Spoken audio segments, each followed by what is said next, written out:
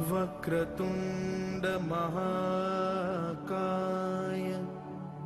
सूर्यकोटि समप्रभा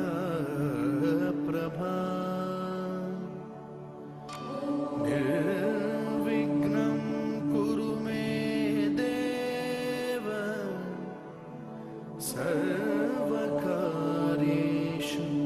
सर्वदा।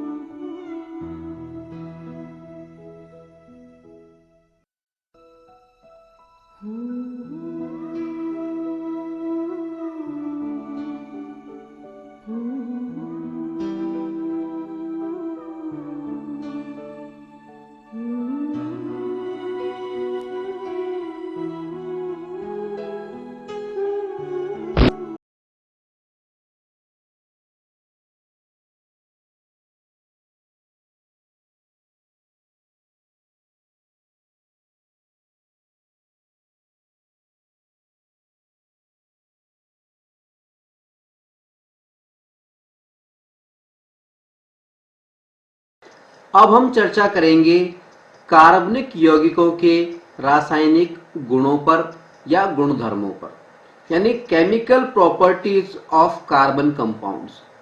कार्बन के जो कंपाउंड्स हैं, कार्बन के जो यौगिक हैं, उनके रासायनिक गुण क्या हैं, केमिकल प्रॉपर्टीज क्या होती हैं, किस प्रकार से उनकी रिएक्शंस होती हैं, अब हम इसके बारे में चर्चा करेंगे। कार्बन के जो यौगिक हैं उनके रासायनिक गुणों में सबसे पहला जो हम चर्चा करेंगे वो करेंगे दहन पर।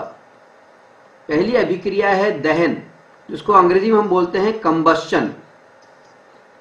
सवाल उठता है कि दहन या कंबस्चन का मतलब क्या होता है। दहन का मतलब होता है जलना, कंबस्चन का मतलब होता है बर्निंग। क्या होता है दहन या कंबस्चन का मतलब? जलना या बर्निंग। ठीक है। बर्निंग कैसे?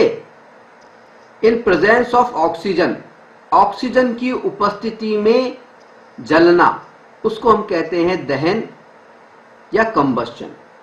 कंबस्चन जो शब्द है, दहन जो शब्द है, इसका मुख्यतः प्रयोग हम करते हैं कार्बन के संदर्भ में। ठीक है। यानी हम ये कह सकते हैं कि कार्बन या उसके किसी यौगिक का ऑक्सीजन की उपस्थिति में दहन जब होता है, जब उसका बर्निंग होती है, उसका जब वो जलता है, तो उसको हम कहते हैं दहन या कंबस्चन। ठीक है। तो स्पष्ट करना चाहें तो दहन या कंबस्चन का मतलब क्या हुआ? बर्निंग ऑफ कार्बन और its compound in presence of oxygen, यानी ऑक्सीजन की उपस्थिति में कार्बन या उसके किसी यौगिक का जलना, वो कहलाता है दहन या कंबस्चन। ठीक है। अब हमने दो बातें बोली, या तो कार्बन का दहन हो रहा है या कार्बन के किसी यौगिक का हो रहा है। कार्बन का मान लीजिए ये कार्बन है, और मान लीजिए दूसरा है कार्बन का कोई यौगिक है, कोई भी यौगिक है, मान लीजिए CH4। यौगिक का मतलब, कंपाउंड का मतलब हम जानते ही हैं, जिसमें कार्बन के अलावा अन्य तत्व के परमाणु भी मौजूद हों, वो भी एक निश्चित अनुपात में, उसको हम यौगिक बोलते हैं। तो कार्बन के यौगिक का मतलब है ऐसा पदार्थ जिसके अंदर कार्बन भी एक निश्चित मात्रा में मौजूद हो और कार्बन के अलावा अन्य तत्व भी मौजूद हो। तो कार्बन का यौगिक हमने ले लिया, मान लीजिए CH4। CH4 को हम अब अच्छी तरह से पहचान चुके हैं। CH4 क्या है? मीथेन। एक कार्बन, इसलिए METH, मीथ, ठीक है, ANE, मीथेन। CH4 क्या है? मीथेन, ठीक है। तो अगर कार्बन को हमने दो बातें की कि कार्बन को या फिर कार्बन के किसी कंपाउंड को, या तो कार्बन या कार्बन का कोई कंपाउंड यानी कार्बन का कोई यौगिक, अगर हम उसको ऑक्सीजन की उपस्थिति में जलाएं, ऑक्सीजन की उपस्थिति में जलाएं, ठीक है, बर्न करें, तो क्या होगा? हमें दो चीजें प्राप्त होती हैं। अगर हम कार्बन को जलाते हैं, अगर हम कार्बन को जलाते हैं तो हमें क्या प्राप्त होगा? केवल कार्बन को अगर हम जला रहे हैं तो, शुद्ध कार्बन को अगर हम जला रहे हैं तो क्या प्राप्त होगा? Carbon dioxide gas plus energy. क्या? एनर्जी, ENERGY, एनर्जी यानी ऊर्जा। क्या प्राप्त होगा? कार्बन डाइऑक्साइड गैस और एनर्जी यानी ऊर्जा। एनर्जी किस रूप में प्राप्त होगी हमें? ऊष्मा यानी हीट के रूप में, व प्रकाश के रूप में, लाइट के रूप में, ठीक है। अगर हम कार्बन को, शुद्ध कार्बन को ऑक्सीजन की उपस्थिति में जलाते हैं तो हमें कार्बन डाइऑक्साइड गैस प्राप्त होती है और एनर्जी प्राप्त होती है, ऊर्जा प्राप्त होती है। एनर्जी किस रूप में प्राप्त होती है? ऊष्मा और प्रकाश के रूप में, हीट और लाइट के रूप में, ठीक है। अगर हम शुद्ध कार्बन की बजाय कार्बन के किसी यौगिक को ऑक्सीजन की उपस्थिति में बर्न करने, ऑक्सीजन की उपस्थिति में जलाएं, तो हमें कार्बन डाइऑक्साइड गैस के अलावा हमें एक तत्व और प्राप्त होता है, एक चीज और प्राप्त होती है। वो क्या है? ऐसा करने पर हमें कार्बन डाइऑक्साइड तो प्राप्त होगी, साथ ही हमें प्राप्त होगा पानी, H2O, और उसके अलावा एनर्जी तो हमें प्राप्त होगी। एनर्जी, ऊर्जा, ऊर्जा वही प्रकाश और ऊष्मा के रूप में, हीट एंड लाइट के रूप में, ठीक है। अब ये जो समीकरण हमने, ये वाला जो हमने इक्वेशन लिखी है, समीकरण लिखा है, उसको हम बैलेंस कर देते हैं। देखिए, बैलेंस करना हमने लेसन नंबर 1 में ही सीख लिया था।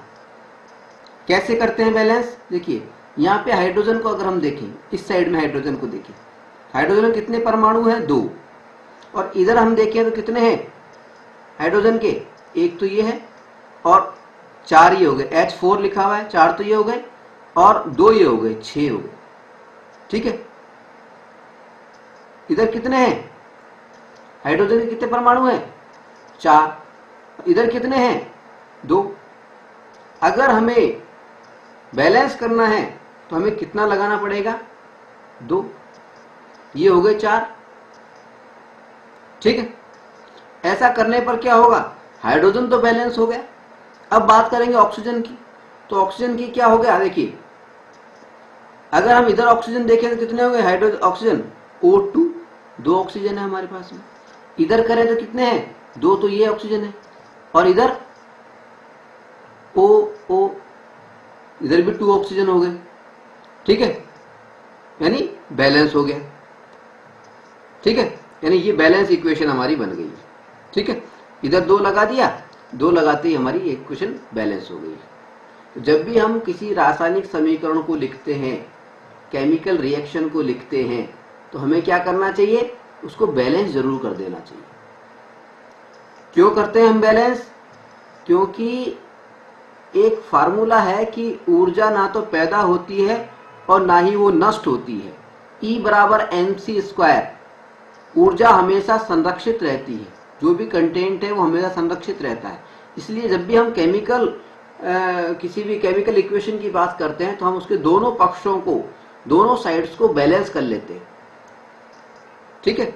इन दोनों पक्ष के परमाणुओं की संख्या जो होगी वो बराबर होगी, ठीक है। तो ये तो बात हो गई हमारी दहन की, कि जब भी हम जब भी हम कार्बन या उसके किसी यौगिक को ऑक्सीजन की उपस्थिति में जलाते हैं तो हमें कार्बन डाइऑक्साइड गैस और एनर्जी प्राप्त होती है। अगर शुद्ध कार्बन को जब जला रहे हैं तब तो कार्बन डाइऑक्साइड गैस और एनर्जी प्राप्त होगी। एनर्जी ऊष्मा और प्रकाश के रूप में प्राप्त होगी, लाइट एंड हीट के रूप में प्राप्त होगी। ठीक है, अगर हम शुद्ध कार्बन की जगह कार्बन के किसी यौगिक को ऑक्सीजन की उपस्थिति में जला रहे हैं तो हमें कार्बन डाइऑक्साइड गैस के अलावा पानी भी प्राप्त होगा, H2O भी प्राप्त होगा, और एनर्जी तो प्राप्त होगी ही होगी। ठीक है, ये तो बात हुई हमारी दहन की या कंबस्शन की। ठीक है, अब हमने देखा कि जब भी दहन होता है, जब भी कंबस्शन होता है तो एनर्जी रिलीज होती है, एनर्जी निकलती है ऊष्मा और प्रकाश के रूप में, एनर्जी हीट और लाइट के रूप में निकलती है। क्योंकि ऊर्जा निकलती है, एनर्जी रिलीज होती है ऊष्मा व प्रकाश के रूप में, हीट एंड लाइट के रूप में, इसलिए जितनी भी कंबस्शन की रिएक्शंस होती हैं उनको हम बोलते हैं ऊष्माक्षेपी। ऊष्माक्षेपी हिंदी में बोलते हैं ऊष्माक्षेपी और अंग्रेजी में इसको बोलते हैं एक्सोथर्मिक। क्या बोलते हैं? एक्सोथर्मिक। EXOTHERMIC, exothermic reactions. तो जितनी भी कंबस्शन रिएक्शंस होती हैं, दहन की जितनी भी अभिक्रियाएं होती हैं, वो सब क्या होती हैं? ऊष्माक्षेपी होती हैं, एक्सोथर्मिक होती हैं। ठीक है, अच्छा यहां पर एक बात और बता दें कि जितने भी प्रकार की कंबस्शन रिएक्शन होती हैं, क्योंकि वो एक्सोथर्मिक होती हैं, क्योंकि वो ऊष्माक्षेपी होती हैं, क्योंकि उनके अंदर एनर्जी रिलीज होती है ऊष्मा प्रकाश के रूप में, इसलिए हम जितने भी प्रकार के ये हाइड्रोकार्बन्स हैं हमारे पास में, क्योंकि इनकी जब भी हाइड्रोकार्बन को हम जलाते हैं, हाइड्रोकार्बन मतलब कार्बन के यौगिक, तो क्योंकि ऊर्जा निकलती है इसलिए हम क्या करते हैं? इन हाइड्रोकार्बन्स का प्रयोग ईंधन के रूप में भी करते हैं। हमारे पास में कोई सवाल आ सकता है, हमसे कोई सवाल पूछ सकता है कि हाइड्रोकार्बन्स का प्रयोग ईंधन के रूप में क्यों किया जाता है? तो हम कह सकते हैं कि जितने भी हाइड्रोकार्बन्स हैं, क्योंकि इनको ऑक्सीजन की उपस्थिति में जलाने पर एनर्जी रिलीज होती है ऊष्मा और प्रकाश के रूप में, इस वजह से हम इनका प्रयोग ईंधन के रूप में करते हैं। ठीक है, अब ईंधन की बात आ गई तो ईंधन जो है, ईंधन भी कई प्रकार का हम यूज करते हैं। देखिए, जैसे आपने सुना होगा सीएनजी का हम प्रयोग करते हैं। सीएनजी नाम सुना है सीएनजी का? आमतौर पे शहरों में वाहनों में इस्तेमाल आ रही है आजकल ये सीएनजी। इसकी फुल फॉर्म होती है कंप्रेस्ड नेचुरल गैस।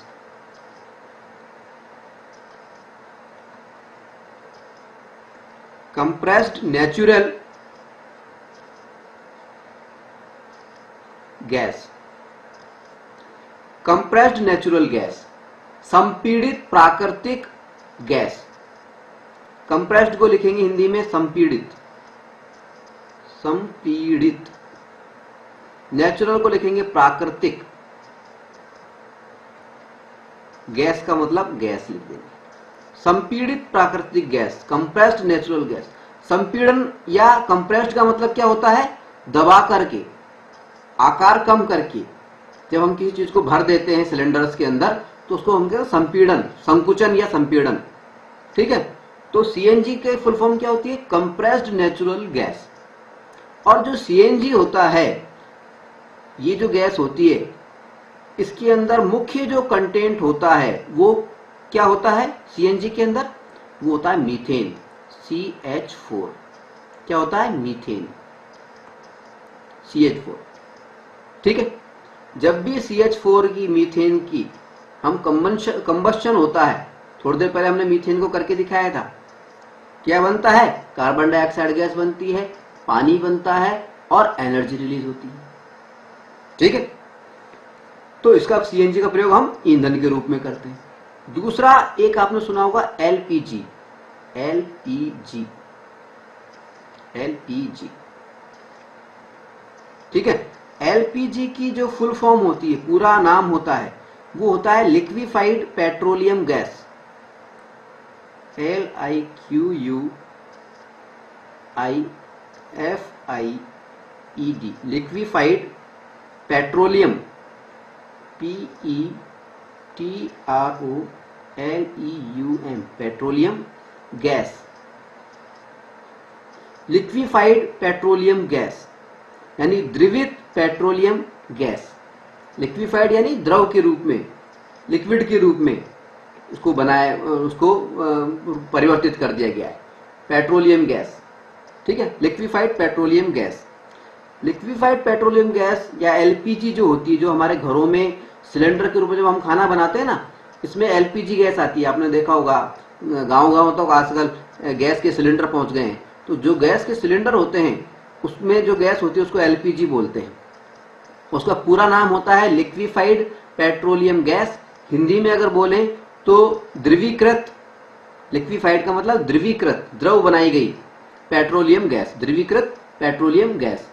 और इसका जो मुख्य कंटेंट होता है एलपीजी के अंदर, मुख्य जो कंटेंट होता है, मुख्य जो तत्व होता है, वो क्या होता है? ब्यूटेन होता है, ब्यूटेन, ब्यूटेन। ब्यूटेन क्या है? ब्यूटेन एक प्रकार का एल्केन है। इसका फार्मूला हम अब पहले कर चुके हैं। ब्यूटेन का मतलब ब्यूट यानी 4 है, कार्बन 4 है, C4H10, ये ब्यूटेन का फार्मूला होता है, ठीक है। तो एलपीजी की फुल फॉर्म हमने बता दी और ये बता दिया कि एलपीजी के अंदर जो मुख्य तत्व होता है, मेन कंटेंट होता है, वो होता है ब्यूटेन, ठीक है। अब तीसरा जो हम ईंधन के रूप में प्रयोग करते हैं उसका करते हैं पेट्रोल का, PETROL, पेट्रोल, पेट्रोल का हम प्रयोग करते हैं, ठीक है। पेट्रोल का मेन जो कंपाउंड होता है, मुख्य जो यौगिक होता है, वो क्या होता है? वो होता है ऑक्टेन, ऑक्टेन। ऑक्ट का मतलब 8 कार्बन है, एन का मतलब वो एल्केन है। एल्केन का फार्मूला क्या होता है? CnH2n+2। अब 8 कार्बन है, ऑक्ट मतलब 8 कार्बन है, तो ऑक्टेन का फार्मूला क्या बन गया? C8H18, ठीक है। तो पेट्रोल का जो मेन कंपाउंड होता है वो होता है ऑक्टेन, और ऑक्टेन का जो फार्मूला होता है, अणुसूत्र होता है, मॉलिक्यूलर फार्मूला जो होता है वो होता है C8H18, ठीक है। पेट्रोल के बारे में हम सब परिचित हैं। पेट्रोल का हम अपनी गाड़ियों में ईंधन के रूप में प्रयोग करते हैं, ठीक है। तो ये तो बात हो गई कि भाई जितने भी कार्बन हैं या कार्बन के कंपाउंड हैं, जब हम उनको ऑक्सीजन की उपस्थिति में जलाते हैं, बर्न करते हैं, तो कार्बन के कंपाउंड्स को जलाने पर हमें कार्बन डाइऑक्साइड गैस और पानी और ऊर्जा प्राप्त होती है, एनर्जी प्राप्त होती है, लाइट एंड हीट के रूप में, ऊष्मा और प्रकाश के रूप में। क्योंकि हर हाइड्रोकार्बन को, कार्बन के प्रत्येक यौगिक को जलाने पर हमें क्या होता है? ऊर्जा प्राप्त होती है, एनर्जी रिलीज होती है। इसलिए हम अधिकांश हाइड्रोकार्बन्स का प्रयोग ईंधन के रूप में करते हैं। अब हम एक दहन की, कंबस्टन की एक रिएक्शन और लिखते हैं। देखिए, उसमें हम लेते हैं एल्कोहल का कंबस्टन कराते हैं। Alcohol, alcohol, alcohol. एल्कोहल का फार्मूला क्या होता है? इसको हम इस तरह से भी लिख सकते हैं। फार्मूला तो होता है C2H5, C2H5OH, ये फार्मूला होता है। इसको हम इस तरह से भी लिख सकते हैं CH3 और CH2OH। इसको हमने इस तरह से क्यों लिखा? देखिए, फार्मूला था C2H5OH। एल्कोहल के बारे में हम जान चुके हैं। एल्कोहल में क्या होता है? कार्बन के 2 परमाणु हैं, ये आपस में सिंगल बॉन्ड से जुड़े हुए होते हैं, ठीक है। और इसमें जो हाइड्रोजन जुड़े हुए होते हैं, हर कार्बन के साथ में हाइड्रोजन जुड़े हुए होते हैं वैलेंसी पूरा करने के लिए, इस तरह से।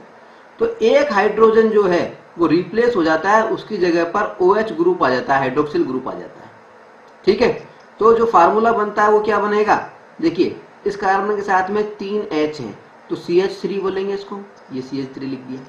फिर इस कार्बन के साथ में 2 हाइड्रोजन अटैच है तो हमने बॉन्ड नहीं दिखाया यहाँ पे, डायरेक्ट ही CH2 लिख दिया, कार्बन के साथ में 2 हाइड्रोजन जोड़ दिए। फिर क्या जुड़ा है, OH, तो इसको भी हमने OH लिख दिया। ठीक है, तो ये हो गया हमारा एल्कोहल, एल्कोहल का फार्मूला। ठीक है, अब एल्कोहल का अगर हम ऑक्सीजन की उपस्थिति में बर्न करते हैं, जलाते हैं, तो हमें क्या प्राप्त होगा, हम जानते हैं क्या क्या प्राप्त होता है। एक तो कार्बन डाइऑक्साइड गैस, दूसरी क्या प्राप्त होगा हमें, पानी H2O, ये प्राप्त होगा। तीसरा क्या प्राप्त होगा, एनर्जी, ऊर्जा। ऊर्जा किस रूप में, लाइट एंड हीट के रूप में, ऊष्मा और प्रकाश के रूप में। ठीक है, अब ये जो समीकरण हमने बनाया है इसको संतुलित कर देते हैं। संतुलित करने का मतलब हम समझ गए कि दोनों तरफ के जो परमाणु हैं उनको समान मात्रा में हम उनको रखते हैं। संतुलन करना, बैलेंस करना किसी भी रिएक्शन को, वो हम लेसन नंबर 1 में सीख चुके हैं। एक बार फिर से हल्का सा मैं बता देता हूं कैसे करेंगे। सबसे पहले तो हम क्या करते हैं, मान लीजिए हाइड्रोजन को बैलेंस करने की कोशिश करते हैं।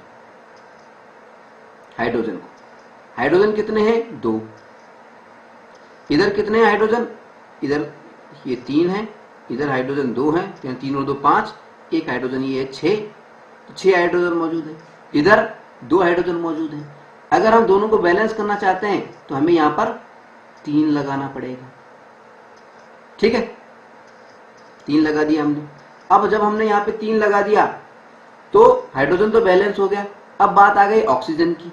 अब ऑक्सीजन बैलेंस कैसे होगा, देखिए ऑक्सीजन कितने हो गए, 3 लगाते ही यहाँ पे ऑक्सीजन 3 हो गए, 2 ऑक्सीजन पहले से मौजूद है। ठीक है, 3 और 2 5, ठीक है 5 हो गए। अच्छा, इससे पहले हम ये भी देखें कि ऑक्सीजन की क्या पोजीशन, देखिए ऑक्सीजन की पोजीशन हम देखते हैं। यहाँ पर ऑक्सीजन है 2, इधर ऑक्सीजन है 2, एक ऑक्सीजन 3 हो गए। यहाँ पे ऑक्सीजन 3 है। ठीक है, 3 ऑक्सीजन है, 3 है कि नहीं है। तो हम क्या करेंगे, यहाँ पे हम 2 लगा देंगे। कार्बन भी 2 है, यहाँ पे हमने 2 लगा दिया। कार्बन 2 है, ऑक्सीजन 2 है, तो हमने यहाँ पे कार्बन 1 ही था यहाँ पर, तो हमने 2 लगा दिए। यहाँ 2 लगाते 2 लगाते क्या हुआ, ऑक्सीजन की संख्या बदल गई। हमने कार्बन को बैलेंस कर रहे हैं यहाँ पर। ठीक है, तो क्या हो गया, O2, 2 इससे मल्टीप्लाई हुआ था, O4, तो ये हो गए। और इधर वो कितने, 3, 7 ऑक्सीजन के 7 अणु हो गए। जबकि इधर ऑक्सीजन कितने रह गए, इधर रह गए कितने ऑक्सीजन, देखिए O2, 2 रह गए, 2 रह गए कि नहीं रह गए। अब इसको बैलेंस करना है, ये तो OH ग्रुप है, ऑक्सीजन नहीं है, OH ग्रुप है ये ऑक्सीजन, इसको बैलेंस करना है। जब हमें तो बैलेंस करना है तो क्या करना पड़ेगा हमारे को, इधर 7 है, इधर कुछ भी नहीं है, तो इधर हमें 7 लगाना पड़ेगा। ठीक है, अब 7 लगा देते हैं तो फर्क पड़ेगा, एक जैसा नहीं होगा। 7/2 लगाएंगे हम, 7 लगाते हैं तो फिर इधर संख्या बदल जाएगी। ठीक है, इसलिए 7/2 कर दिया, यानी 7 में 2 का भाग भी लगा दिया, ताकि 2 से ये 2 कट जाए, 7 दूनी 14 हो जाते हैं ऐसे तो 7 लगाते ही। ठीक है ना, तो अब 7 के 7 ही रहे, इसलिए 2 लगा दिया, और 2 से 2 कट गया, 7 बच गया। ठीक है, आई बात समझ में।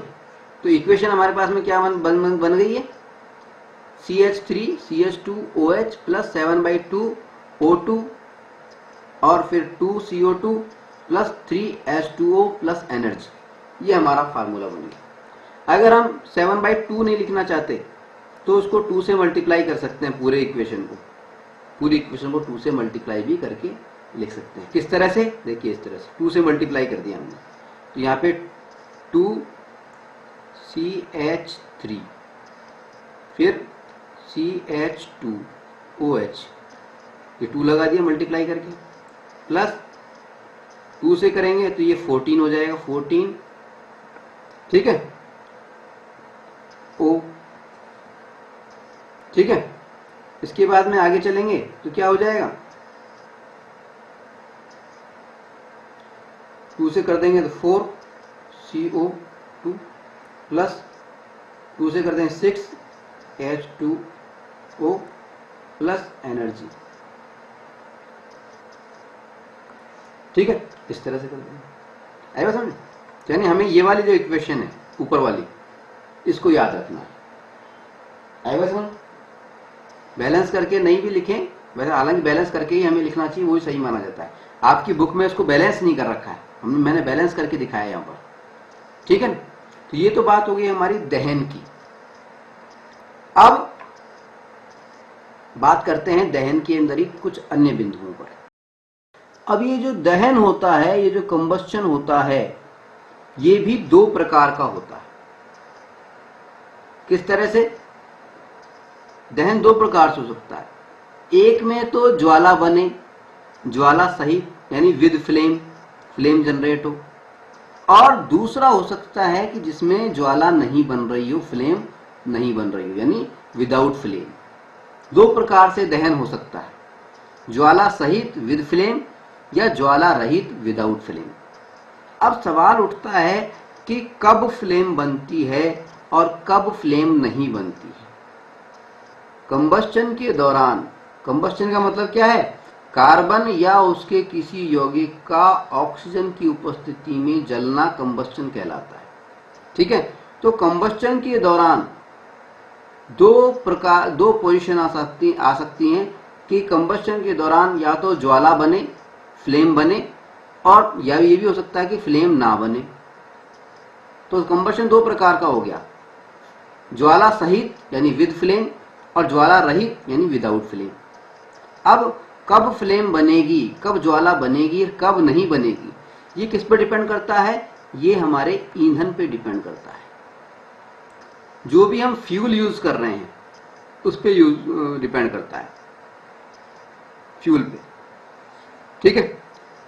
अगर फ्यूल वेपोराइजेबल है, अगर फ्यूल जो है ईंधन वाष्पशील है, वाष्पशील, अगर जो भी ईंधन हम यूज कर रहे हैं वो वाष्पशील है, उसके वेपर्स बन सकते हैं, वो वेपोराइजेबल है। जैसे मान लीजिए वो पेट्रोल है, तो हम जानते हैं पेट्रोल की भाप बनती है, ठीक है। तो अगर ईंधन जो है हमारा वाष्पशील है, उसकी वाष्प बनती है, तो अगर वाष्पशील ईंधन है, वेपोराइजेबल फ्यूल है हमारा, तब तो हमारे पास में फ्लेम जनरेट होगी, फ्लेम जनरेट होगी। और अगर जो फ्यूल हमारे पास में है वो वाष्पशील नहीं है, नॉन वेपोराइजेबल है, अवाष्पशील है,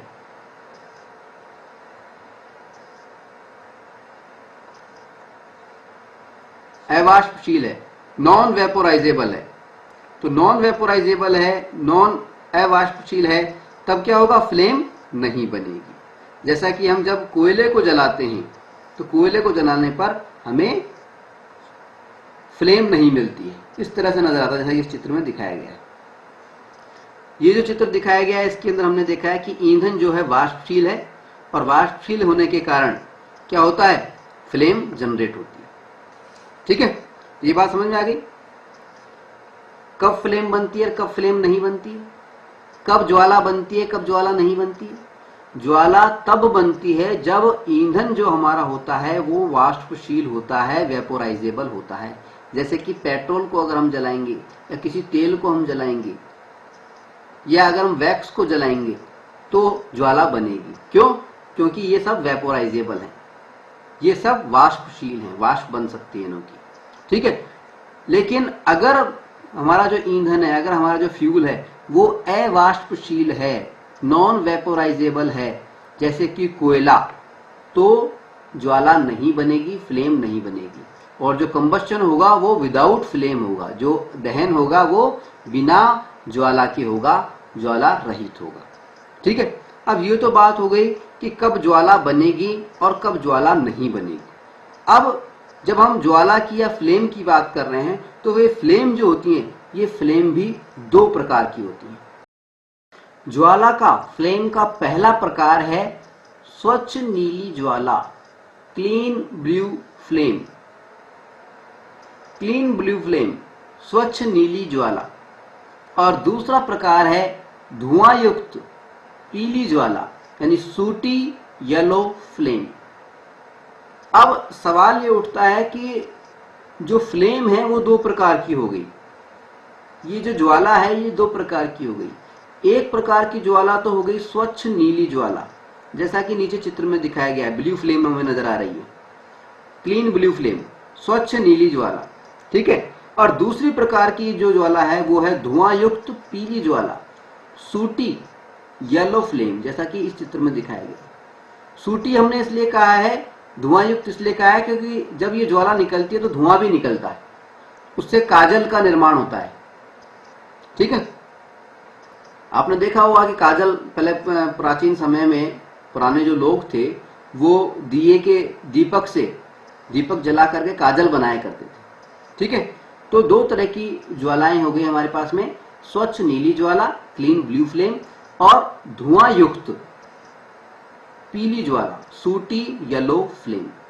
अब सवाल ये उठता है कि कब, कौन से दहन के अंदर कब तो हमें स्वच्छ नीली ज्वाला प्राप्त होती है और कब जो है हमें धुआं युक्त पीली ज्वाला प्राप्त होती है। तो यहां पे हम आपको बता दें कि जब भी हम संतृप्त हाइड्रोकार्बन को जलाते हैं, संतृप्त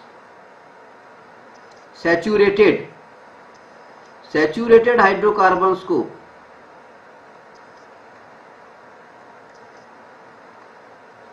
जब भी हम संतृप्त हाइड्रोकार्बन को जलाते हैं, सैचुरेटेड हाइड्रोकार्बन्स को जलाते हैं। संतृप्त हाइड्रोकार्बन का मतलब ऐसे हाइड्रोकार्बन जिनमें कार्बन और हाइड्रोजन के बीच में सिंगल बॉन्ड पाया जाता है, एकल बॉन्ड पाया जाता है। तो जब भी हम संतृप्त हाइड्रोकार्बन को जलाते हैं, जैसे CH4, तो हमें जो फ्लेम प्राप्त होगी, जो हमें ज्वाला प्राप्त होगी, तो हमें कैसी प्राप्त होगी? हमें नीली, स्वच्छ नीली ज्वाला प्राप्त होगी। कैसी प्राप्त होगी? स्वच्छ नीली ज्वाला। अगर हम सैचुरेटेड की बात कर रहे हैं, अगर हम संतृप्त हाइड्रोकार्बन्स की बात कर रहे हैं, तब हमें कैसी प्राप्त होगी ज्वाला? नीली, स्वच्छ नीली ज्वाला, क्लीन ब्लू फ्लेम। और अगर हम असंतृप्त की बात कर रहे हैं, असंतृप्त हाइड्रोकार्बन्स की बात कर रहे हैं, अनसैचुरेटेड हाइड्रोकार्बन्स की बात कर रहे हैं, हाइड्रोकार्बन, अगर हम असंतृप्त हाइड्रोकार्बन्स की बात कर रहे हैं, असंतृप्त हाइड्रोकार्बन्स में कौन कौन से आते हैं? हमने देखा था एल्कीन, जिनमें डबल बॉन्ड होता है, और एल्काइन, जिनमें ट्रिपल बॉन्ड पाया जाता है। अगर हम असंतृप्त हाइड्रोकार्बन्स की बात करें तो असंतृप्त हाइड्रोकार्बन्स को जलाने पर हमेशा हमें कैसी ज्वाला प्राप्त होगी, कैसी फ्लेम प्राप्त होगी? धुआं युक्त पीली ज्वाला, सूटी येलो फ्लेम। यानी इसमें थोड़ी थोड़ी धुआं भी निकलेगी और पीले रंग की हमें फ्लेम प्राप्त होगी, पीले रंग की ज्वाला हमें प्राप्त होगी। ठीक है, तो इस बात को हम नोट कर लेते हैं। नोट क्या करना है हमें कि अगर हम संतृप्त हाइड्रोकार्बन की बात कर रहे हैं, उसके कंबस्शन की बात कर रहे हैं, उसको ऑक्सीजन की उपस्थिति में जला रहे हैं, तब तो हमें क्लीन ब्लू फ्लेम मिलेगी, स्वच्छ नीली ज्वाला मिलेगी। लेकिन अगर हम असंतृप्त हाइड्रोकार्बन्स की बात कर रहे हैं, यानी जिनमें डबल बॉन्ड या ट्रिपल बॉन्ड प्रेजेंट है, यानी एल्कीन या एल्काइन की अगर हम बात कर रहे हैं, तब उनको जलाने पर हमें कैसी ज्वाला प्राप्त होगी, कैसी फ्लेम प्राप्त होगी? धुआं युक्त पीली ज्वाला, सूटी येलो फ्लेम। ठीक है, अब एक सवाल और हमारे दिमाग में आता है कि क्या हमेशा ही ऐसा होता है? क्या हमेशा संतृप्त हाइड्रोकार्बन्स को जलाने पर नीली ज्वाला प्राप्त होती है, स्वच्छ नीली ज्वाला, क्लीन ब्लू फ्लेम? क्या हमेशा असंतृप्त हाइड्रोकार्बन्स को जलाने पर हमें धुआं युक्त पीली ज्वाला प्राप्त होती है, सूटी येलो फ्लेम प्राप्त होती है। तो यहां पर हमारा जवाब ध्यान से सुनिए। देखिए, अगर हम असंतृप्त हाइड्रोकार्बन्स की बात कर रहे हैं, अनसैचुरेटेड हाइड्रोकार्बन्स की बात कर रहे हैं, तो अनसैचुरेटेड हाइड्रोकार्बन्स जब भी जलते हैं, जब भी उनका दहन होता है, जब भी उनका कंबशन होता है, तो वो हमेशा सूटी येलो फ्लेम देते हैं, धुआं युक्त पीली ज्वाला देते हैं। लेकिन अगर हम संतृप्त हाइड्रोकार्बन्स की बात कर रहे हैं, सैचुरेटेड हाइड्रोकार्बन्स की बात कर रहे हैं, यानी सिंगल बॉन्ड वाले हाइड्रोकार्बन्स की बात कर रहे हैं, तो सिंगल बॉन्ड वाले सैचुरेटेड जो हाइड्रोकार्बन्स होते हैं, संतृप्त जो हाइड्रोकार्बन्स होते हैं, ये हमेशा स्वच्छ नीली ज्वाला नहीं देते हैं, हमेशा नहीं देते। अब सवाल उठता है कि कब तो ये स्वच्छ नीली ज्वाला देते हैं और कब ये धुआं युक्त पीली ज्वाला देते हैं, सूटी येलो फ्लेम देते हैं। आइए देखते हैं। देखिए, हमारा जो प्रश्न था वो ये था कि क्या संतृप्त हाइड्रोकार्बन्स जो हैं, सैचुरेटेड हाइड्रोकार्बन्स हैं, वो हमेशा स्वच्छ नीली ज्वाला देते हैं, क्लीन ब्लू फ्लेम देते हैं? हमने जवाब दिया कि हमेशा नहीं देते। देते तो हैं लेकिन हमेशा नहीं देते। अब कब तो वो क्लीन ब्लू फ्लेम देते हैं और कब वो पीली ज्वाला देते हैं? देखिए, हमने आपको बताया था कि दहन का मतलब क्या होता है, कंबस्शन का मतलब क्या होता है। हमने बताया था जब कार्बन या कार्बन का कोई यौगिक, कार्बन और इट्स कंपाउंड, या तो कार्बन या कार्बन का कोई यौगिक, मान लीजिए CH4 है, ठीक है, कार्बन का कोई यौगिक है। जब कार्बन का यौगिक ऑक्सीजन की उपस्थिति में बर्न करता है, जलता है, तो क्या बनाता है?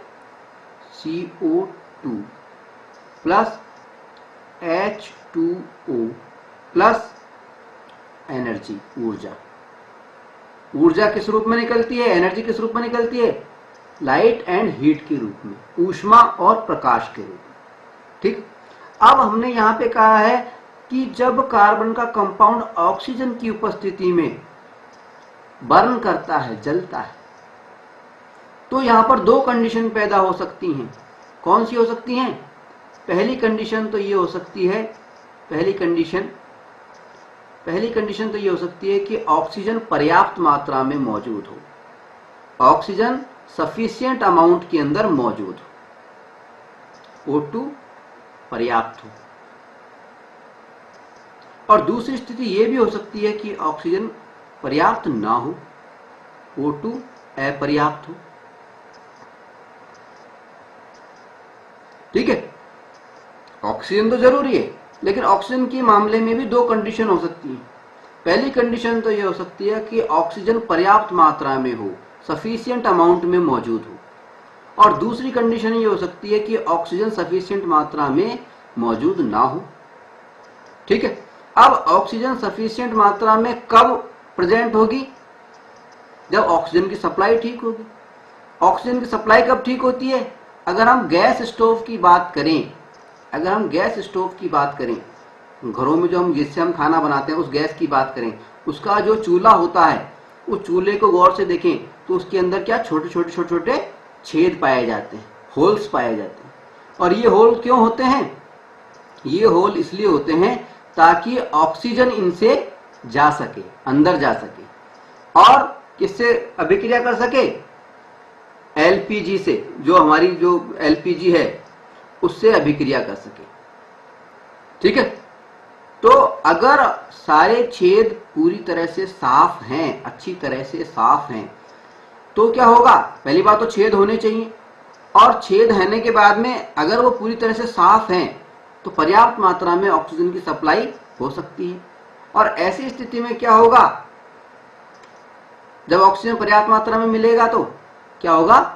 कंप्लीट कंबक्शन, कंप्लीट दहन, पूर्ण दहन।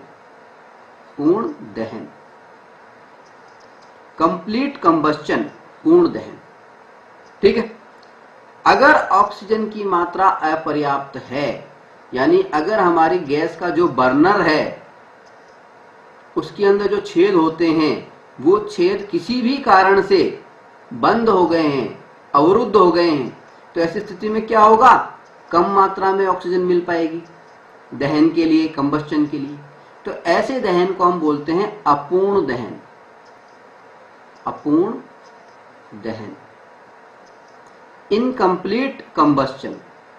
तो जब भी पूर्ण दहन होता है सैचुरेटेड हाइड्रोकार्बन्स के अंदर, संतृप्त हाइड्रोकार्बन्स के अंदर, तो पूर्ण दहन में हमें मिलती है स्वच्छ नीली ज्वाला। स्वच्छ नीली ज्वाला, क्लीन ब्लू फ्लेम। कब मिलेगी? जब कंप्लीट कंबक्शन हो रहा है। कब मिलेगी? जब पूर्ण दहन हो रहा है, यानी ऑक्सीजन की मात्रा पर्याप्त है तो। और जब भी ऑक्सीजन की मात्रा अपर्याप्त होती है तो उस वजह से अपूर्ण दहन होता है। तो जब भी कार्बनिक यौगिक का अपूर्ण दहन होता है तो हमें कैसी ज्वाला प्राप्त होती है, कैसी फ्लेम प्राप्त होती है? हमें सूटी येलो फ्लेम प्राप्त होती है, धुआं युक्त पीली ज्वाला, जैसा कि इस चित्र में दिखाया गया है। ठीक है, बात समझ में आई कि संतृप्त हाइड्रोकार्बन्स के अंदर भी हमेशा नीली ज्वाला प्राप्त नहीं होती है, स्वच्छ नीली ज्वाला प्राप्त नहीं होती है, क्लीन ब्लू फ्लेम प्राप्त नहीं होती है। क्लीन ब्लू फ्लेम तभी प्राप्त होती है जब संतृप्त हाइड्रोकार्बन्स जो हैं उनका पूर्ण दहन हो रहा हो, यानी ऑक्सीजन की मात्रा सप्लाई जो है वो पर्याप्त होनी चाहिए। जब उनका पूर्ण दहन होता है तब स्वच्छ नीली ज्वाला दिखाई देती है। अगर अपूर्ण दहन हो रहा है, ऑक्सीजन की सप्लाई पूरी नहीं है, तो ऐसी स्थिति में हमें सूटी येलो फ्लेम दिखाई देगी, हमें धुआं युक्त पीली ज्वाला प्राप्त होगी। ठीक है। खैर, देखिए हमने घरों में देखा होगा कि कभी कभी जब हमारा सिलेंडर खत्म होने वाला होता है, या फिर अक्सर जब दूध वगैरह उस पर फैल जाता है, खाने के पार्टिकल्स जो होते हैं, कण जो होते हैं, कई बार बनाते समय बर्नर को ब्लॉक कर देते हैं, तो उस समय हमारी जो गैस होती है, गैस का जो चूल्हा होता है, वो कुछ इस तरह से जलता है। तो यानी क्योंकि उसके बर्नर के छेद बंद हो गए हैं तो अपूर्ण दहन हो रहा है। जो कार्बनिक यौगिक है सिलेंडर के अंदर, कार्बनिक यौगिक कौन सा है सिलेंडर के अंदर? एलपीजी में कौन सा होता है? हमने बताया था ब्यूटेन होता है। सिलेंडर में एलपीजी में कौन सा होता है? लिक्विफाइड पेट्रोलियम गैस में कौन सा होता है? Butane, C4H10। तो यानी ब्यूटेन जो है कार्बनिक यौगिक, इसका अपूर्ण दहन हो रहा है। ठीक है, इसलिए हमें अपने बर्नर जो है हमेशा साफ रखने चाहिए। अपूर्ण दहन का मतलब ये भी है कि ज्यादा मात्रा में ऊर्जा प्राप्त हो सकती थी लेकिन कम मात्रा में हो पा रही है, पूर्ण दहन ही नहीं हो रहा है। ठीक है, इससे ईंधन की वेस्टेज भी हो रही है। ठीक है। खैर, अच्छा, ये तो बात हुई हमारी कि कब संतृप्त हाइड्रोकार्बन्स जो है स्वच्छ नीली ज्वाला देते हैं और कब वो सूटी येलो फ्लेम देते हैं, धुआं युक्त येलो फ्लेम देते हैं। ठीक है। अब एक छोटी सी बात और बता दें कि आपने कभी कभी देखा होगा कि कभी कभी हमारे बर्तन काले हो जाते हैं, नीचे से काले होने लग जाते हैं। बर्तन काले होने का मतलब क्या है? देखिए, हम आपको समझा चुके हैं कि सूटी येलो फ्लेम कब प्राप्त होती है, धुआं युक्त जो पीली ज्वाला कब प्राप्त होती है? जब अपूर्ण दहन हो रहा है। और अपूर्ण दहन कब होता है? जब ऑक्सीजन की सप्लाई पूरी नहीं हो रही होती है। और ऑक्सीजन की सप्लाई पूरी कब नहीं होती? जब हमारा जो बर्नर है उसके जो छेद हैं वो ब्लॉक हो रहे होते हैं। तो अगर हमारी गैस का जो चूल्हा है वो हमारे बर्तनों को काला कर रहा है, यानी उस पर काली परत जम रही है, काली फिल्म जम रही है, इसका मतलब क्या हुआ कि हमारी गैस का जो बर्नर है उसको साफ करने की आवश्यकता है। ठीक है, ये तो बात हो गई हमारी कि संतृप्त हाइड्रोकार्बन्स जो हैं हमेशा स्वच्छ नीली ज्वाला नहीं देते हैं, क्लीन ब्लू फ्लेम नहीं देते हैं। ये तभी स्वच्छ नीली ज्वाला देते हैं, तभी क्लीन ब्लू फ्लेम देते हैं जब पूर्ण दहन हो रहा होता है, जब ऑक्सीजन की मात्रा सप्लाई पूरी होती है। अन्यथा वो सूटी येलो फ्लेम देते हैं, धुआं युक्त पीली ज्वाला देते हैं। ठीक है। अब मान लीजिए कोई हमसे मोमबत्ती की पीली ज्वाला का कारण पूछे कि मोमबत्ती जो होती है, कैंडल जो होती है हमारी, उसकी जो लौ होती है, उसकी जो ज्वाला होती है, उसकी जो फ्लेम होती है, वो पीली क्यों होती है, कोई हमसे ये पूछे तो आप उसका आंसर दे सकते हैं। देखिए आंसर साफ है कि पीली ज्वाला का कारण क्या होता है, इनकम्प्लीट कंबस्चन, अपूर्ण दहन। अपूर्ण दहन। तो मोमबत्ती की पीली ज्वाला का कारण क्या है, अपूर्ण दहन, इनकम्प्लीट कंबस्चन। अब इनकम्प्लीट कंबस्चन कैसे हुआ, देखिए जब भी मोमबत्ती जलती है तो मोमबत्ती में होता है मोम यानी वैक्स। अब मोम को जब हम जलाते हैं, इसको बर्न करने की कोशिश करते हैं, तो क्या होता है, इसको ऑक्सीजन की आवश्यकता पड़ती है। अब मोम के अंदर क्योंकि छेद नहीं होते, मोमबत्ती में आप देखो कि ऑक्सीजन की सप्लाई के लिए छेद नहीं होते किसी प्रकार के, छेद नहीं होने की वजह से ऑक्सीजन पर्याप्त मात्रा में नहीं मिल पाती। जो बाहर ऑक्सीजन मौजूद है वो ही उसको मिल पाती है, अंदर वो नहीं जा पाती ऑक्सीजन। ठीक है, तो पहली बात तो क्या है कि अपूर्ण दहन होता है। अपूर्ण दहन क्यों होता है, क्योंकि मोमबत्ती के अंदर ऑक्सीजन की सप्लाई के लिए छेद नहीं होते, ऑक्सीजन हेतु छेद नहीं होते, छेद नहीं होते। इससे क्या होता है, मोम की और ऑक्सीजन की, वैक्स की और ऑक्सीजन की प्रॉपर मिक्सिंग नहीं हो पाती, उनका आपस में मिलन नहीं हो पाता, उनका मिश्रण नहीं बन पाता, और इस वजह से अपूर्ण दहन होता है। जब ऑक्सीजन पर्याप्त मिलेगी नहीं तो अपूर्ण दहन होगा ही होगा, इनकम्प्लीट कंबस्शन होगा ही होगा। और जब भी इनकम्प्लीट कंबस्शन होता है तो हम जानते हैं कि कैसी ज्वाला मिलती है, कैसी फ्लेम मिलती है, पीली ज्वाला। तो मोमबत्ती की पीली ज्वाला, येलो फ्लेम का पहला महत्वपूर्ण कारण क्या है, अपूर्ण दहन, इनकम्प्लीट कंबस्शन। एक कारण और होता है, दूसरा कारण क्या होता है कि मोमबत्ती जब जलती है तो कुछ अनबर्न जो होते हैं, बिना जले हुए कुछ कण होते हैं, वो ऊपर उठते हैं, गर्म होकर के ऊपर उठते हैं। कुछ अनबर्न्ड कार्बन पार्टिकल्स होते हैं, अनबर्न्ड बिना जले हुए पार्टिकल्स होते हैं, और ये जो पार्टिकल्स वाष्प बन करके वेपर्स के रूप में ऊपर उठते हैं, और इन वेपर्स के कारण ही ये लौ जनरेट होती है। ठीक है, तो मोमबत्ती की पीली ज्वाला के दो महत्वपूर्ण कारण हैं। पहला कारण तो ये है कि अपूर्ण दहन, ठीक है, मोम और ऑक्सीजन का प्रॉपर मिक्सिंग नहीं हो पाता है क्योंकि वहां पे छेद नहीं होते मोमबत्ती के अंदर ऑक्सीजन की सप्लाई के लिए।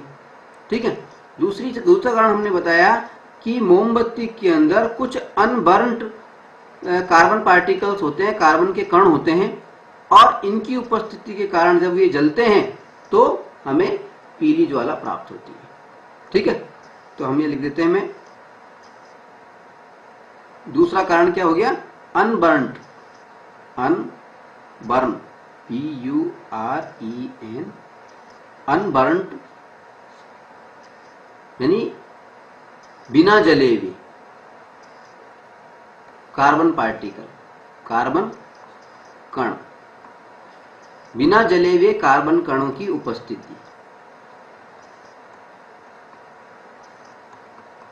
दो कारणों से मोमबत्ती की जो ज्वाला होती है, फ्लेम होती है, वो पीले रंग की होती है। ठीक है, आई बात समझ।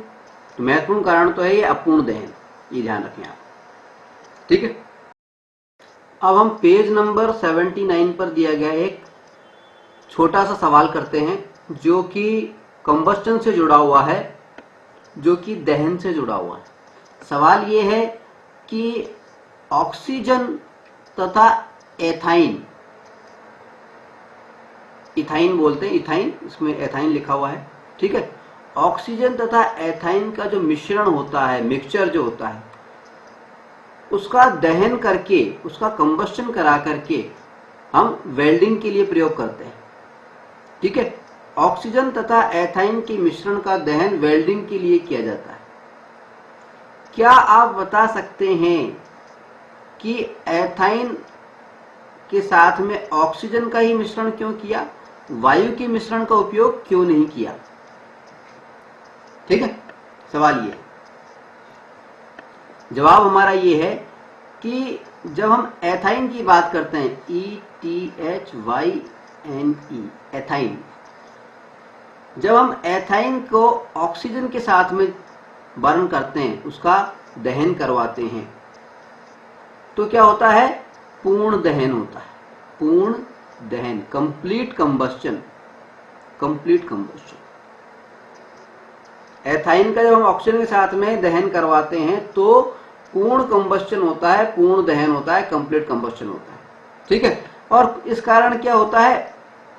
हमें हाई एनर्जी प्राप्त होती है, उच्च मात्रा में उच्च ऊर्जा या अत्यधिक ऊर्जा हमें प्राप्त होती है, जिसकी कि वेल्डिंग के लिए हमें आवश्यकता होती है। ठीक है, लेकिन अगर हम इथाइन की अभिक्रिया एयर के साथ करवाएं, हवा के साथ करवाएं, तो अपूर्ण कंबशन होता है, अपूर्ण दहन होता है। अपूर्ण दहन क्यों होता है? क्योंकि दहन के लिए, कंबस्चन के लिए ऑक्सीजन की पर्याप्त सप्लाई जरूरी होती है। अब हवा के अंदर तो बहुत सारे गैसें मिक्स होती हैं, उनमें से ऑक्सीजन जो है एक अलग तत्व है कि नहीं? तो बहुत सारी एयर का जब इस्तेमाल होगा तो उसमें से थोड़ी सी हमें ऑक्सीजन प्राप्त हो पाएगी। तो जब भी हम एयर का इस्तेमाल करेंगे तो ऑक्सीजन हमें कम मात्रा में प्राप्त होगी, जबकि सीधे ऑक्सीजन का ही प्रयोग करेंगे तो हमें सीधी ऑक्सीजन की सप्लाई पूरी होगी। तो जब भी हम एयर के साथ में एथाइन की अभिक्रिया करवाते हैं तो हमें अपूर्ण दहन होता है, इनकम्प्लीट कंबस्चन होता है, जिससे कि कम ऊर्जा हमें प्राप्त होती है। और अगर इथाइन का हम ऑक्सीजन की उपस्थिति में करवाते हैं, मिश्रण का प्रयोग करते हैं, ऑक्सीजन के साथ में एथाइन और ऑक्सीजन का प्रयोग करते हैं, तो हमें पूर्ण दहन होता है, उनका पूर्ण दहन होता है, कंप्लीट कंबस्चन होता है और हाई एनर्जी हमें प्राप्त होती है। यही कारण है कि जब भी हम वेल्डिंग करते हैं तो वेल्डिंग के अंदर हम ऑक्सीजन और इथाइन इसके मिश्रण का प्रयोग करते हैं, ना कि एथाइन और वायु का। ठीक है, अब हम कार्बनिक यौगिकों की, जो कार्बनिक कंपाउंड्स हैं, उनकी दूसरी रासायनिक गुण पर विचार करेंगे, केमिकल प्रॉपर्टी पर विचार करेंगे। इसका नाम है ऑक्सीकरण, ऑक्सीकरण या ऑक्सीडेशन। ऑक्सीकरण या ऑक्सीडेशन के बारे में हम पहले चैप्टर में पढ़ चुके हैं। ऑक्सीडेशन या ऑक्सीकरण का मतलब होता है एडिशन ऑफ ऑक्सीजन, ऑक्सीजन का जुड़ना, ऑक्सीजन का जुड़ना या हाइड्रोजन का निकल जाना या हाइड्रोजन का निकलना। जब भी कभी ऑक्सीजन किसी कंपाउंड में जुड़ती है तो उसको हम कहते हैं ऑक्सीडेशन रिएक्शन। अब ऑक्सीडेशन जो रिएक्शन होती हैं ये भी दो प्रकार की होती है। पहले प्रकार की तो वे जो कि बिना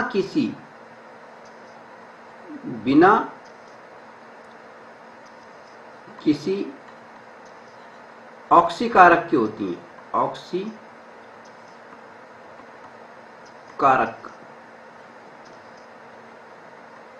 के संपन्न होती है, बिना किसी ऑक्सीकारक के संपन्न होती है। ऑक्सीकारक को हम बोलते हैं, क्या बोलते हैं? Oxidising agent, oxidising agent, oxidising agents. तो पहली अभिक्रियाएं वो हैं, पहली प्रकार की ऑक्सीकरण की अभिक्रियाएं वो हैं जो कि बिना किसी ऑक्सीकारक के संपन्न होती है।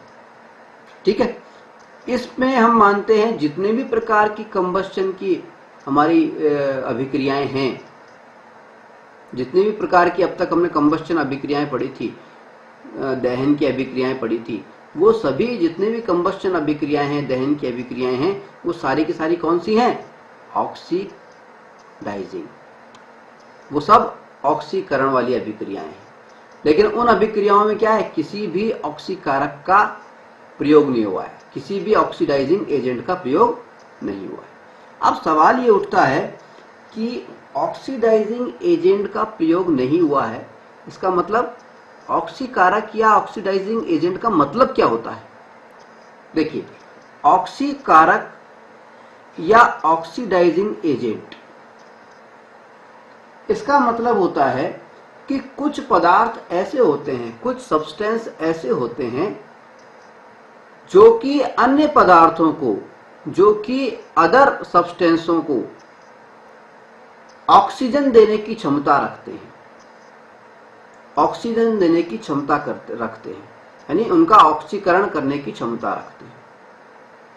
इन पदार्थों को हम ऑक्सीकारक या ऑक्सीडाइजिंग एजेंट कहते हैं। है बात समझ? ऑक्सीकारक क्या है? वे पदार्थ जो अन्य पदार्थों को, वे सब्सटेंस जो कि अन्य सब्सटेंसों को ऑक्सीजन देने की क्षमता रखते हैं, उनको ऑक्सीकरण करने की क्षमता रखते हैं, उनको हम कहते हैं ऑक्सीकारक या ऑक्सीडाइजिंग एजेंट। उदाहरण के लिए हम दो ऑक्सीडाइजिंग एजेंट के बारे में आपको बताएंगे। पहला ऑक्सीडाइजिंग एजेंट है पोटेशियम परमैंगनेट, क्षारीय पोटेशियम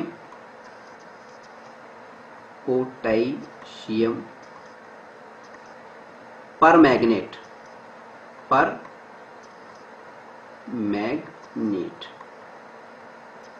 क्षारीय पोटेशियम परमैंगनेट। अंग्रेजी में इसको लिखें तो हम किस तरह से लिखेंगे? एल्कलाइन। क्षारीय को लिखेंगे alkaline, ALKALINE, alkaline potassium permanganate. ठीक है, इसका फार्मूला क्या होता है? इसका फार्मूला होता है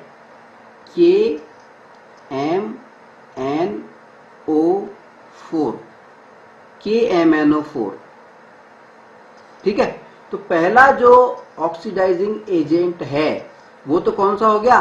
क्षारीय potassium permanganate, alkaline potassium permanganate, जिसका फार्मूला क्या है? KMnO4।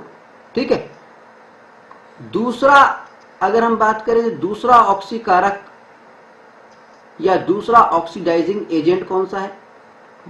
उसको हम कहते हैं अम्लीय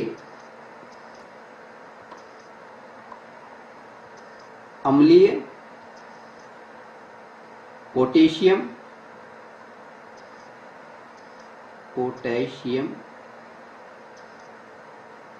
अम्लीय पोटेशियम परमैंगनेट नहीं है, डाइक्रोमेट।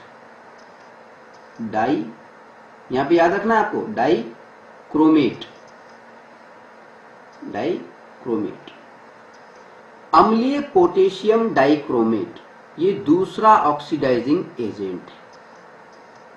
और अम्लीय पोटेशियम डाइक्रोमेट जो है, इसका फार्मूला क्या होता है? K2Cr2O7।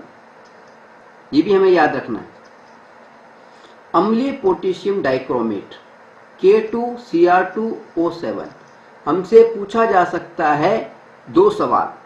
पहला सवाल तो ये पूछा जा सकता है कि ऑक्सीकारक से आपका क्या तात्पर्य है, ऑक्सीडाइजिंग एजेंट से आप क्या समझते हैं? What is oxidising agent, what is ऑक्सीकारक? तो हमारा जवाब क्या होगा? हमारा जवाब ये होगा कि ऐसे पदार्थ जो अन्य पदार्थों को, ऐसे सब्सटेंस जो कि अदर सब्सटेंसों को ऑक्सीकृत कर सकते हैं, उनको ऑक्सीजन प्रदान कर सकते हैं, उनको हम कहते हैं ऑक्सीकारक, ऑक्सीडाइजिंग एजेंट। दूसरा सवाल हमसे ये पूछा जा सकता है कि दो ऑक्सीकारकों के नाम बताइए और उनके फार्मूले भी बताइए। ठीक है, उसमें हमारा जवाब होगा, पहला ऑक्सीकारक कौन सा है? क्षारीय potassium permanganate, alkaline potassium permanganate. इसका फार्मूला क्या है? KMnO4। ठीक है, दूसरा अम्लीय पोटेशियम डाइक्रोमेट, अम्लीय potassium dichromate, acidic potassium dichromate. Formula क्या है? K2Cr2O7, ये फार्मूला है। ठीक है, तो ये तो बात हो गई हमारे ऑक्सीकारक यानी ऑक्सीडाइजिंग एजेंट्स की। ठीक है, तो हमने दो तरह के ऑक्सीकरण अभिक्रियाएं देखी थी, ऑक्सीडेशंस देखी थी, समझी थी, बताई थी। कौन कौन सी? एक तो वो जो कि बिना किसी ऑक्सीकारक एजेंट के संपन्न होती है, बिना किसी ऑक्सीकारक के संपन्न होती है, बिना किसी ऑक्सीडाइजिंग एजेंट के संपन्न होती है। इसमें हमने बताया है कि जितने भी प्रकार की कंबशन रिएक्शंस होती हैं, कंबस्टन की रिएक्शंस होती हैं, दहन की अभिक्रियाएं होती हैं, वो सारी की सारी इसके अंतर्गत आ जाती हैं। ये बिना किसी ऑक्सीकारक के, बिना किसी ऑक्सीडाइजिंग एजेंट के संपन्न होती है। ठीक है, दूसरी की अगर हम बात करें जो कि ऑक्सीडाइजिंग एजेंट के द्वारा संपन्न होती हैं, उसका उदाहरण लें। देखिए, पहले उदाहरण हम एक ले लेते हैं जिसमें ऑक्सीडाइजिंग एजेंट काम में नहीं लिया गया है। इसका उदाहरण हम पहले भी ले चुके हैं, जैसे CH4 मीथेन। पहले दहन के अंदर हम इसका उदाहरण ले चुके हैं। इसको ऑक्सीजन से जब हम अभिक्रिया कराएंगे इसकी, या इसको ऑक्सीजन की उपस्थिति में बर्न करेंगे, तो क्या आएगा? CO2 plus H2O plus energy, ऊर्जा। ठीक है, ठीक है, ये तो हो गई हमारी कंबस्टन रिएक्शन। तो जितनी भी प्रकार की कंबस्टन रिएक्शंस हैं, जितनी भी प्रकार की दहन की अभिक्रियाएं हैं, वो सब की सब कौन सी हैं? ऑक्सीकरण हो रहा है, उनमें ऑक्सीडेशन हो रहा है। ठीक है, अब हम उन अभिक्रियाओं की बात करेंगे जिनके अंदर ऑक्सीडाइजिंग एजेंट की भूमिका होती है, जिनमें ऑक्सीकारक की उपस्थिति के कारण ऑक्सीकरण होता है, ऑक्सीडेशन होता है। ठीक है, उदाहरण लेते हैं। उदाहरण में लेते हैं हम एल्कोहल।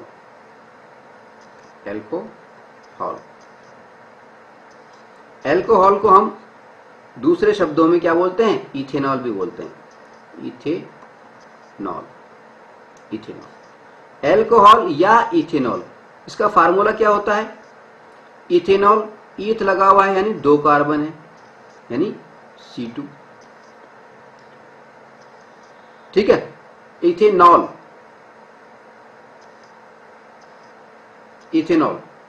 H5, C2H5, ये तो इथेन का हो गया।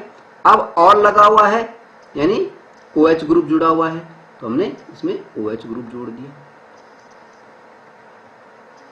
फार्मूला क्या हो गया? C2H5OH, ये फार्मूला है एल्कोहल का। इसको हम इस तरह से भी लिख सकते हैं, CH3 और CH2, C2 हो गए, H3 और H2 H5 हो गए। ठीक है, और इसके साथ में हमने क्या जोड़ दिया? OH जोड़ दिया, OH। इस तरह भी हम इसको लिख सकते हैं। तो इस रूप में लिख करके जब हम अभिक्रिया बनाएंगे तो क्या हो जाएगी? देखिए, ये हो जाएगी CH3 CH2OH। ठीक है, और अब इसके अंदर हमने एक ऑक्सीडाइजिंग एजेंट का उपयोग किया है, किसका? क्षारीय एल्केलाइन KMNO4। या तो हम इसका प्रयोग कर सकते हैं या फिर हम किसका प्रयोग कर सकते हैं? अम्लीय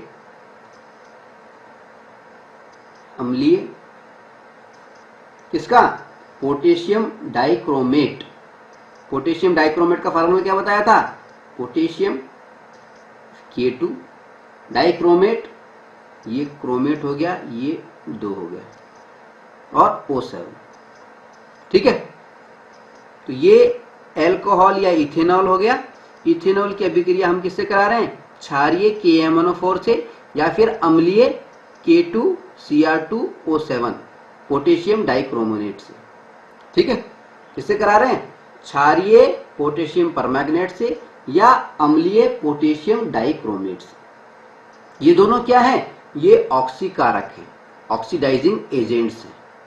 ठीक है, इनका काम क्या होता है, ऑक्सीजन ऐड करना। तो जब हम ये ऑक्सीजन ऐड करते हैं तो क्या बन जाता है, ऑक्सीजन जब ऐड करते हैं तो ये बन जाता है CH3 और COOH, एक ऑक्सीजन ये जुड़ गए। ठीक है, अब ये क्या बन गया, देखिए हमें साफ नजर आ रहा है कि COOH ग्रुप नजर आ रहा है इसमें, यानी ये कौन सा ग्रुप है, फंक्शनल ग्रुप हमने पढ़े थे। फंक्शनल ग्रुप के अंदर COOH ग्रुप कब था, देखिए C डबल बॉन्ड OH, ये फंक्शनल ग्रुप हमने बताया था। ये कौन सा ग्रुप बताया था हमने, ये बताया था कार्बोक्सिलिक एसिड ग्रुप, यानी ये क्या बन गया, एक कार्बोक्सिलिक एसिड ग्रुप का सदस्य। एल्कोहल था, यानी इथेनॉल या एल्कोहल था, और वो किसमें बदल गया, कार्बोक्सिलिक एसिड ग्रुप के अंदर। इसको कार्बोक्सिलिक एसिड नहीं बोलेंगे, ये कार्बोक्सिलिक एसिड ग्रुप का एक मेंबर है, एक सदस्य है। इसका नाम क्या होगा, नाम देखिए, नाम कैसे लिखेंगे। कार्बोक्सिलिक एसिड ग्रुप के अंदर जो सफिक्स आता है, प्रत्यय आता है, हम जानते हैं क्या आता है, oic, OIC acid, ACID acid. ठीक है, अब कार्बोक्सिलिक एसिड ये है, ग्रुप है। अब कार्बन कितने, एक और एक दो, तो दो में क्या आएगा, ETH, ठीक है, ANE, इथेन।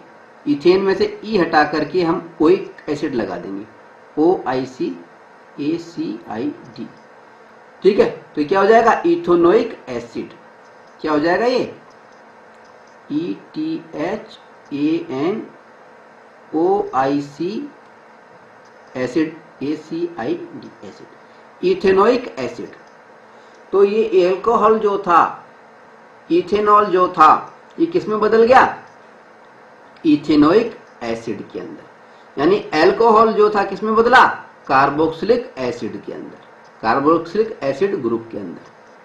ठीक है, अब क्योंकि इसके अंदर एक ऑक्सीजन ऐड हो गई है, क्योंकि इसके अंदर एक ऑक्सीजन ऐड हो गई है, देखिए इथेनॉल को देखें, इथेनॉल को देखें, इसको देखें, इसके अंदर ऑक्सीजन का एक ही परमाणु था, जबकि यहां पर कितने हैं, दो।